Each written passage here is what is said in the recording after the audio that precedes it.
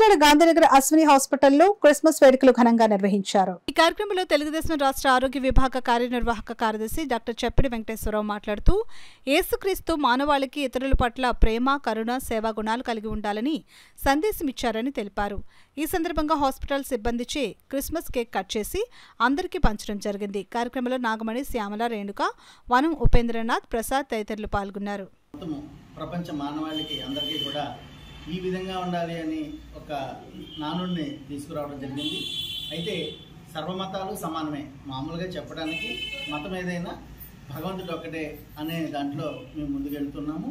అయితే ముఖ్యంగా యేసు ప్రభు చెప్పినది ఏంటంటే, నా కోసం కాదు పరుల కోసం బ్రతకండి, పరులందరూ సమానంగా హ్యాపీగా హాయిగా ఉండాలని చెప్పేసి యేసు ప్రభు కోరడం జరిగింది. అంచేత యేసు యొక్క దీవెనలు అందరికీ ఉండాలని చెప్పేసి ఈ క్రిస్మస్ సందర్భంగా ఈ అందరికీ కూడా, ప్రజలందరికీ కూడా శుభాకాంక్షలు తెలియజేస్తాం.